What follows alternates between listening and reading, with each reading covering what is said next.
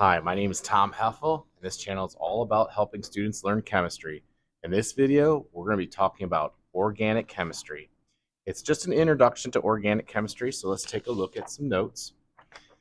The first thing that I have my students do is to memorize the first 10 prefixes for the hydrocarbons. And the first four are actually fairly difficult, but after four, they become pretty easy. Like pent, hex, hept, oct, non, dec are just the same prefixes that you'd have in geometry class. For example, a pentagon has 5 sides, hexagon has 6 sides, an octagon has 8 sides. And you know that, especially if you like MMA. But the first four are a little bit more challenging. Like these don't look like the things that you see in geometry class. So I have my students know an acronym. It's called Meth Eats People's Brains, okay, to help them understand that the first three are going to be MEPB. So once again, that's Meth Eats People's Brains, and that will stand for meth, eth, prop, and bute. Okay, so those are the 10 prefixes. There's also 3 suffixes. The ANE represents all single bonds between the carbons. In my class, we're only going to do 1 double bond. So if it ends with ENE, that means there's 1 double bond that exists in the carbon chain. And then if it ends in YNE, that means there's going to be a triple bond. So we're just going to take a combination of the prefix and a suffix to be able to do some of our drawings in when we do some organic chemistry. Now, organic chemistry is the study of life, okay, and that's typically going to be carbon, hydrogen, and oxygen. We're going to probably throw in a nitrogen or some halogens in here as well, but the main components of most organic molecules is going to be carbon, hydrogen, and oxygen. So let's kind of investigate those elements in a little bit more detail. So if we take a look at carbon, it has 4 valence electrons, and if it's going to bond, it can make 4 connections, and that will get it up to 8 valence electrons, which is our octet rule, or what I've said in the past is 8 is great like chocolate cake. So carbon will always make 4 covalent bonds. If you make 3 bonds or 5 bonds, that's not the right amount, and more than likely your structure is probably going to be an error. So you always want to check your carbon to make sure it has 4 covalent bonds. Hydrogen does not abide by the octet rule. It abides by the duet rule. So when it makes 1 covalent bond, okay, it'll have both those electrons according to the duet rule, which is 2 electrons. So carbon is always going to make 1 covalent bond.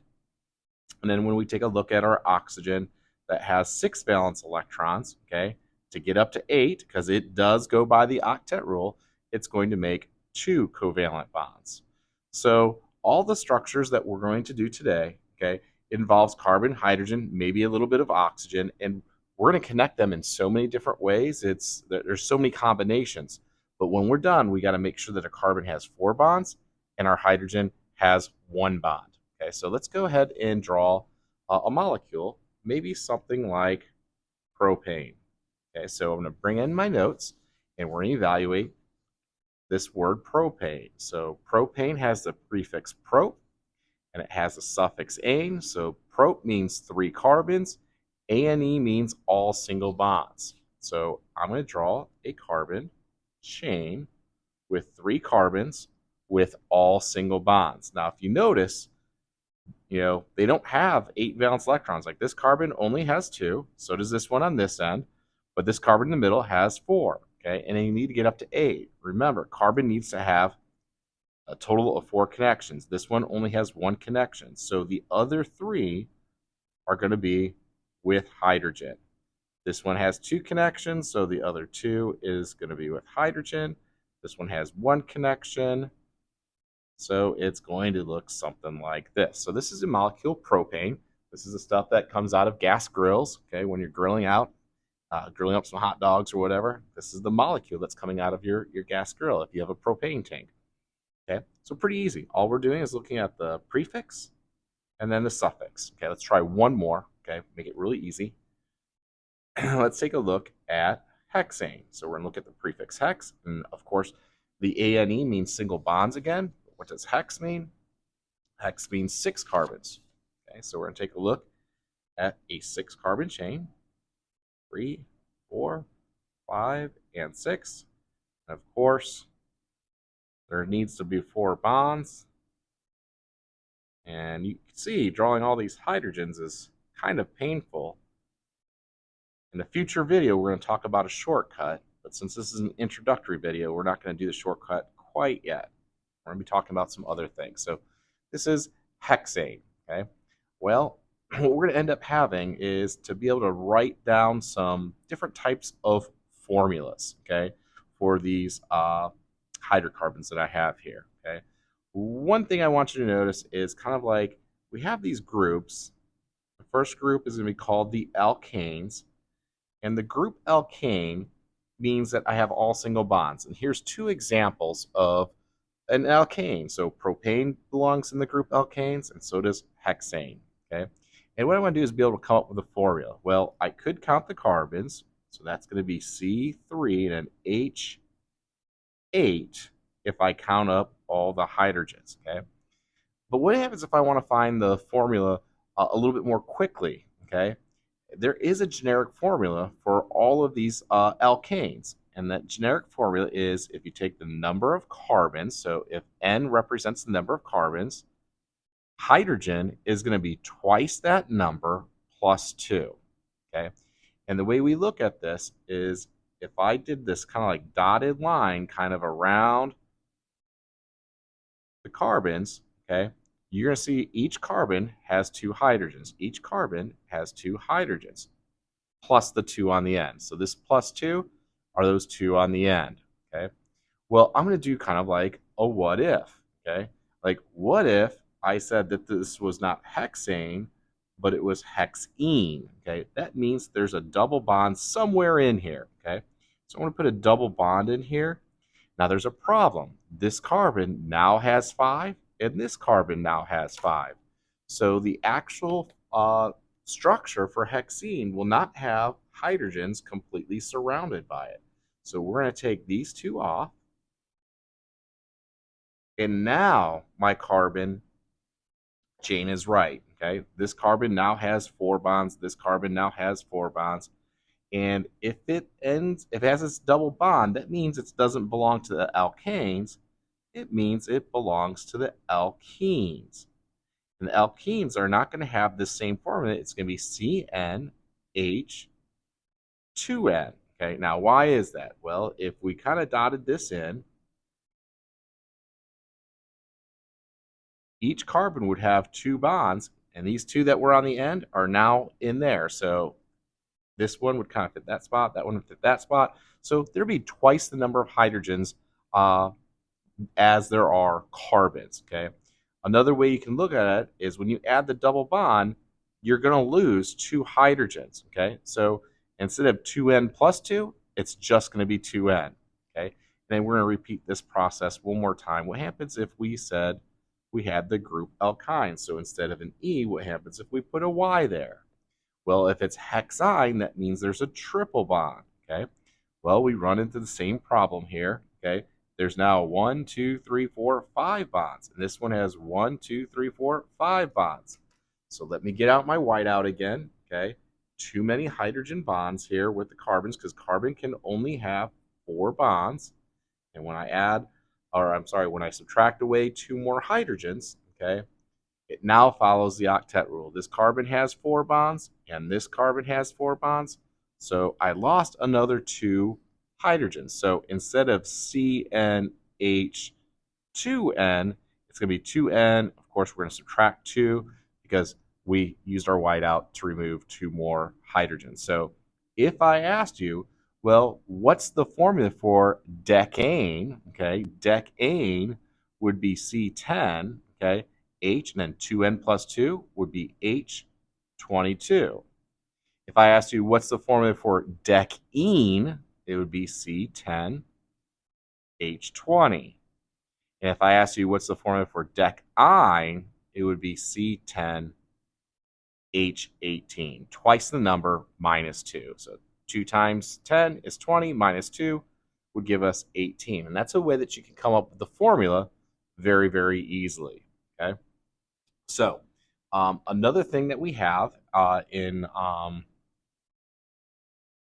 chemistry, okay, is this idea of structural formulas. Okay, but before we get to structural formulas and isomers, I have like a series of problems that I'd like you to answer. Okay, just to make sure that you understand the single, double, and triple bonds and the prefixes that we have for our organic chemistry. So let's see if you can draw this. Okay, or actually, I'm gonna have you guys name it. My bad. So let's go ahead and put name the following structure. And we're going to do a series of 3 of them. So if you're taking notes, try to keep these fairly close to each other. Okay.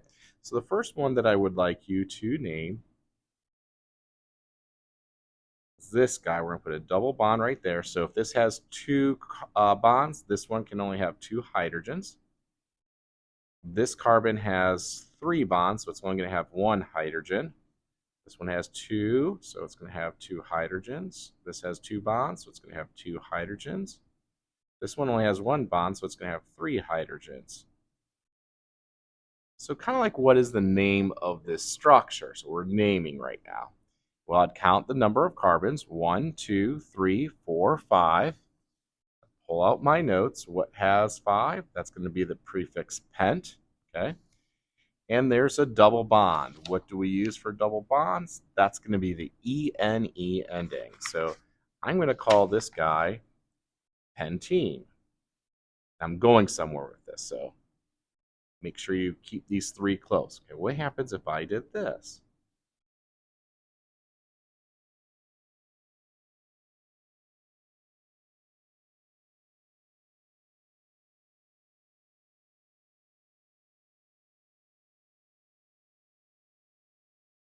Okay, just double check to make sure all those carbons have 4 bonds. Okay, so this one has 4 bonds, this one has 4 bonds, 4 bonds, 4 bonds, 4 bonds. We're good. Okay, what is this one called?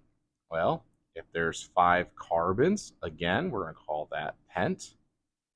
With a double bond, we're going to call that pentene. Okay, and what you're going to find out is that, oh my gosh, these 2 have the same name, but they have a little bit of different structure. Okay, so how are we going to differentiate, between those 2 structures? Okay, well, what they've decided is, and they mean the chemistry people, okay, is that we're going to end up numbering these carbons. So I'm going to call this carbon number 1, 2, 3, 4, and 5. I'm going to do the same thing down here. And this double bond exists between the first and second carbon, so we're going to call it 1-pentene. And this one exists between the second and the third, so we're going to call this 2-pentene. So I'm going to do a third one, and like I said, I'm going somewhere with this, so I want you to think about this one. What if I had this structure?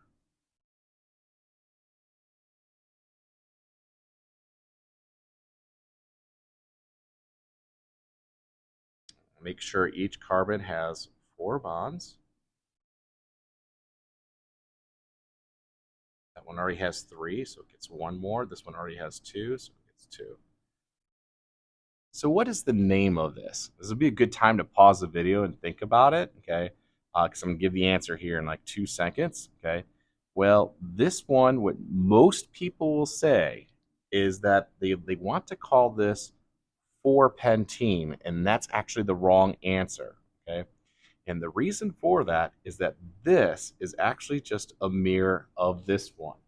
So I have this marker right here, and I want you to pretend that this cap right here is the double bond. Okay, so this double bond is represented by the cap, and then the rest of the marker are the other 4. Okay, well, if I just flip this marker over, okay, that double bond is now on the right. So we're just looking at the same molecule just from the other side, if that makes sense. So what we do is we're going to end up numbering it this way. And if we do that, that double bond exists between the 1 and the 2. And we're going to call this 1-pentene as well, because it's the same thing as this one. It's just looking at it from the other side. So once again, the double bond is kind of like the cap. If I just kind of flip it over, okay, the double bond is the cap. Okay, so hopefully that helps you understand like kind of like what side you're looking at the molecule. So we have some rules here that we have for organic chemistry, and they're worth writing down. I'm going to give you 2 of the 6 right now, and that explains kind of like some of the stuff that we're just looking at. So the first one is numbers are locations, not quantities, when we do organic chemistry.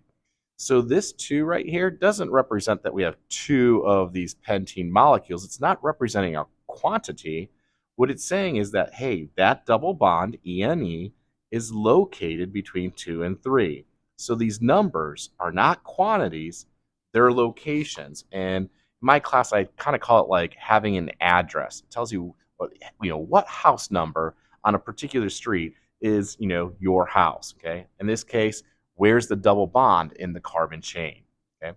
And the other rule is we're going to number the carbon chain from the side that has the closest double or triple bond. So in the first 2 problems, the double or triple bond is closest to the left, so I'm numbering it from the left.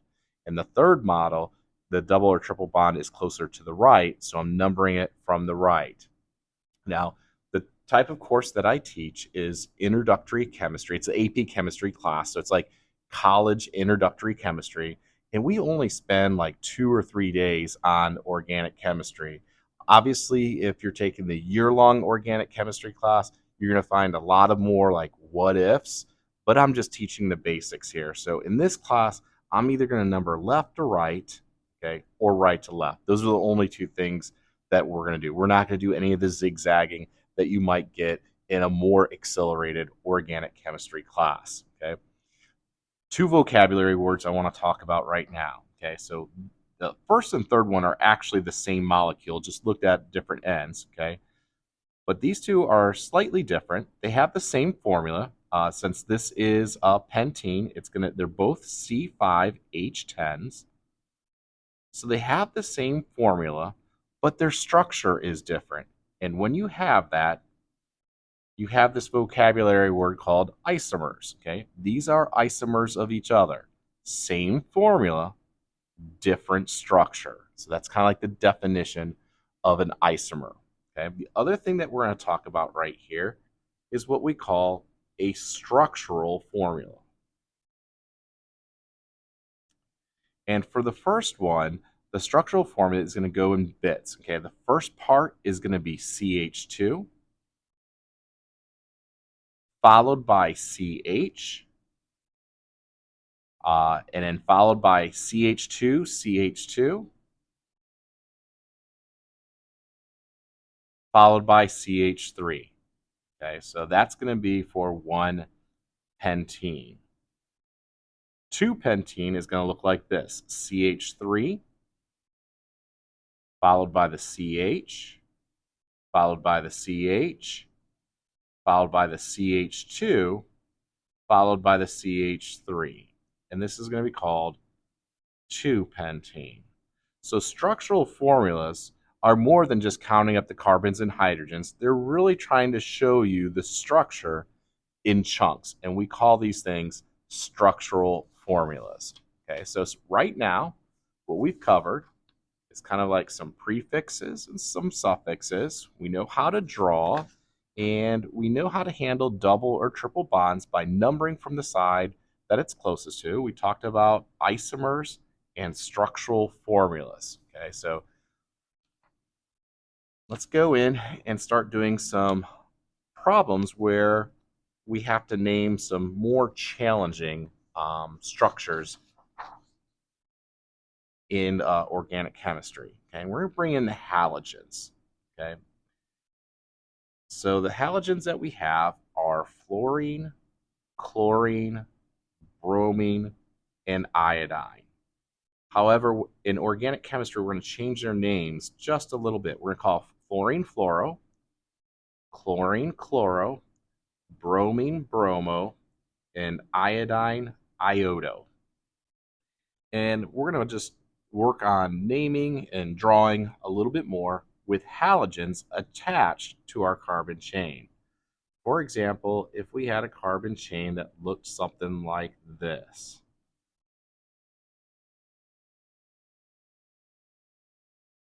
And we're going to say, hey, there is a chlorine here. And we're going to put a bromine right here. And the rest of them are going to be hydrogens.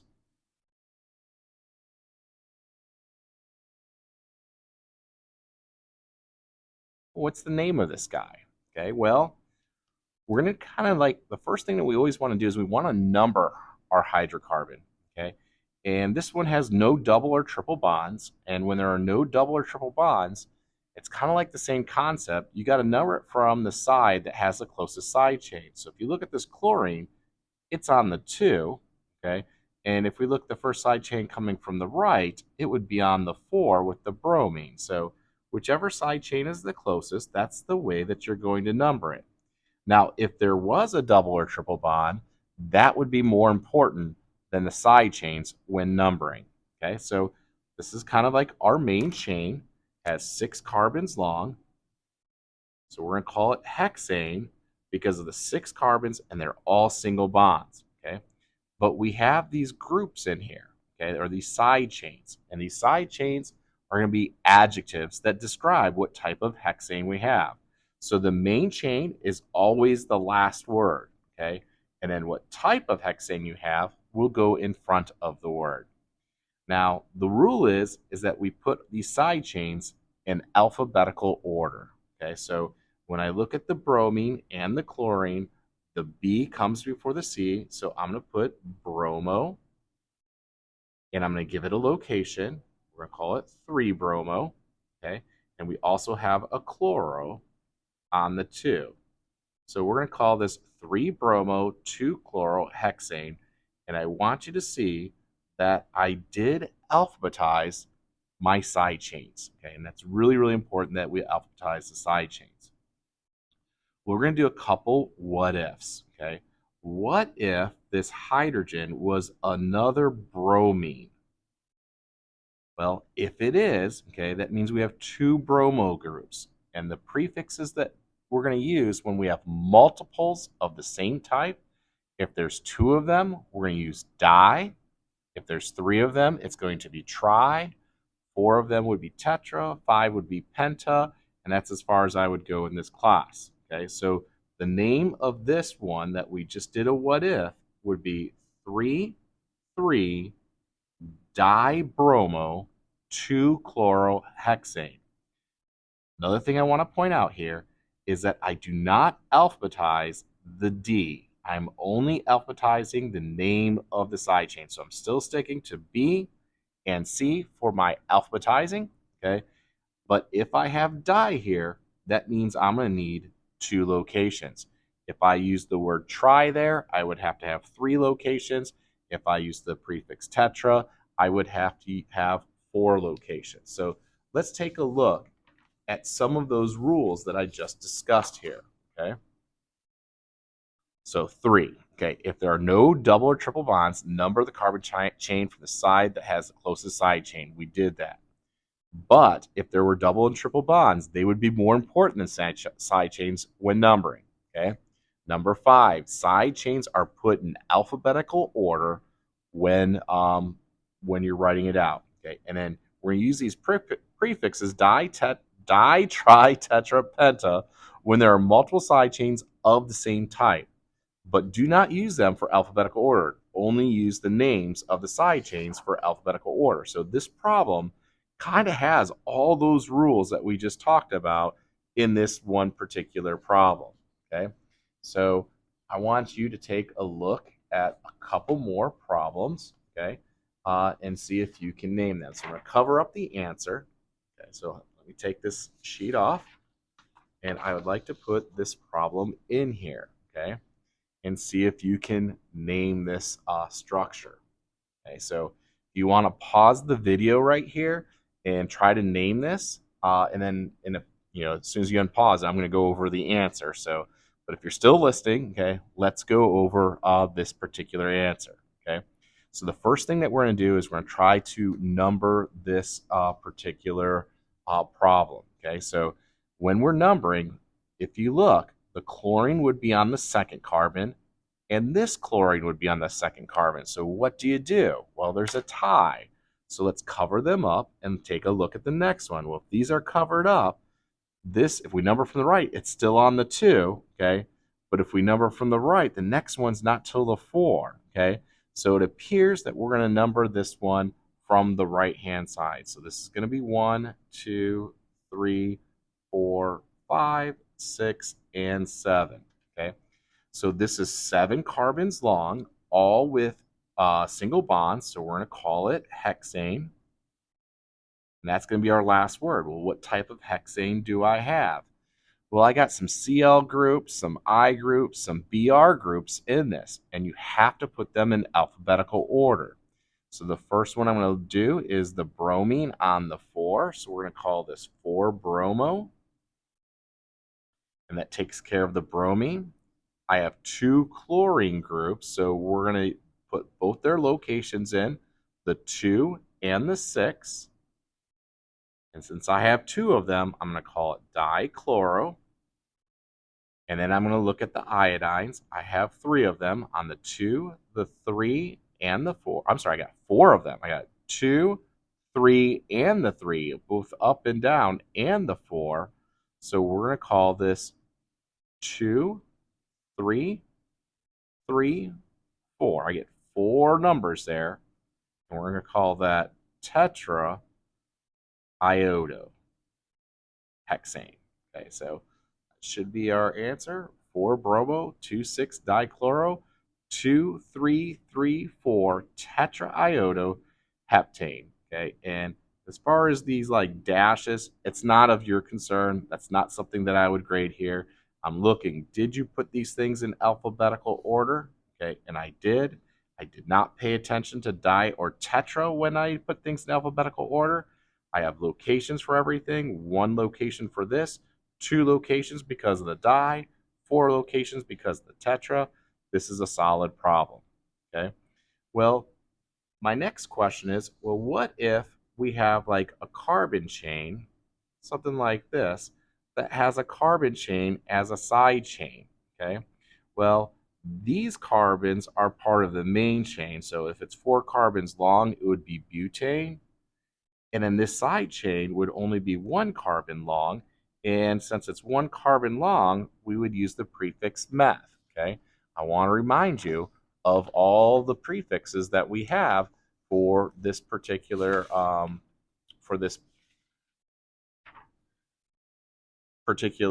section of organic chemistry. 1 carbon would be the prefix meth, okay? 1 carbon would give us the prefix meth. Well, since this is a side chain, we would call it methyl. So this would be like a methyl butane if I had all my hydrogens in. So let's go ahead and try a problem, okay, that we can do where we have kind of a combination of halogens and carbon chains. So we're going to start out easy, and then we'll go more challenging. So let's say I have a problem that looks like this. 1, 2, 3, 4, 5, 6. Let's give it another one. Let's make it 7 carbons long, okay? And I'm going to put some halogens in here. So I'll put an iodine here, and I'm going to put a fluorine here. I'm going to give it a triple bond here, okay? And then one of these groups, I'm going to make it, we'll say this one right, we'll do this one right here. Yeah, we'll make it 2 carbons long, okay? Now I'm going to add the hydrogens in, okay, because that's how we do our drawings. I don't want you to forget about them. And each carbon has to have 4 bonds, okay, including the ones on the side chain. So I'm just trying to make them a little bit smaller because we know the hydrogens really don't dictate the name, but they are there, so I don't want to miss out on any of them. Now this carbon already has 4 bonds. This carbon already has 1 bond, so already has 3, so it only needs 1 more. So I believe all my carbons have 4 bonds. 4 bonds, 4 bonds, 4 bonds, 4 bonds, 4 bonds, 4, 4, 4, and 4. So let's go ahead and name this, okay? Now I am going to number it from the side that has the closest double or triple bond. So in this case, I'm going to number this guy from the right. So 1, 2, 3, 4, 5, 6, 7. I don't care if there were a million side chains over here. If you have a double or triple bond on this side, that's the side that you're going to number it from, okay? So let's go ahead and name the main chain. It's 7 carbons long, okay? So we're going to give it the prefix hept with the triple bond, YNE. Where is it located? Between 1 and 2.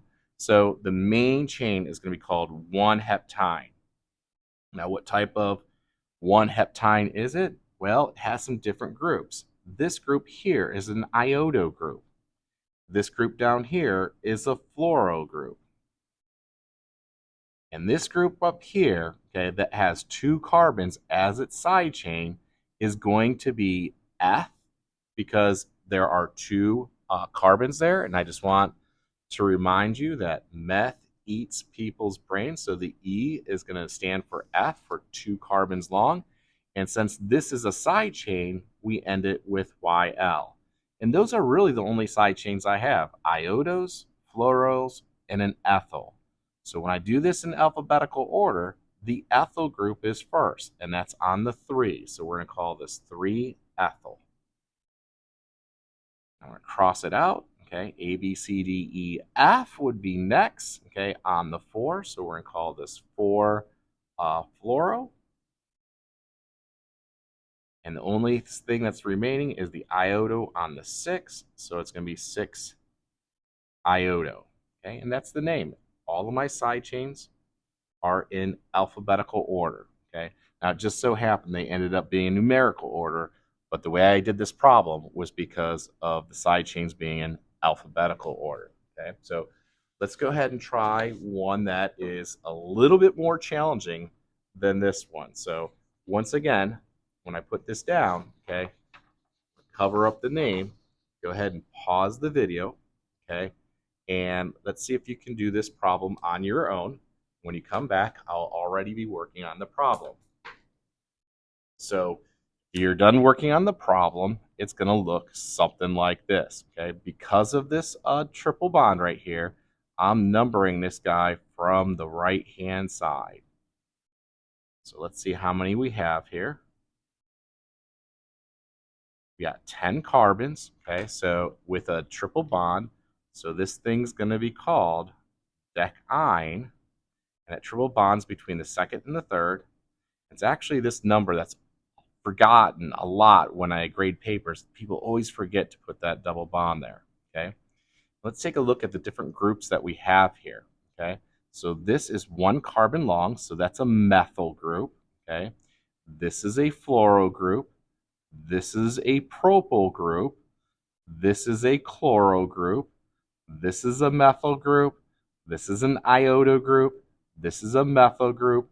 And this is a bromine group. Okay, so which one comes alphabetically first? Okay, and I'm doing this on the fly, so hopefully I don't screw up. Okay, it's going to be the bromine on the 9th carbon. So we're going to call this 9-bromo, and that takes care of that group. Alphabetically next, I believe it's going to be the 6-chloro. I think there's only one of them, so 6-chloro, okay? And after the chloro group, okay, we got A, B, C, D, E, F. That would be the fluoro group on the 5. And A, B, C, D, E, F, G, H, I. We got the iodo on the 7. Okay, I'm just double checking that I'm doing everything right here. And so that takes care of this group, this group, this group, and this group. And we still have some hydrocarbons as side chains. We got this methyl group here, this methyl group here, and this methyl group here. So there's 3 methyl groups, okay? And those methyl groups are on the 4, the 7, and the 8. So it's going to be 4, 7, 8. Trimethyl. And then we have this propyl group, 1, 2, 3 carbons long. This is the propyl group. Remember, this carbon's part of the main chain.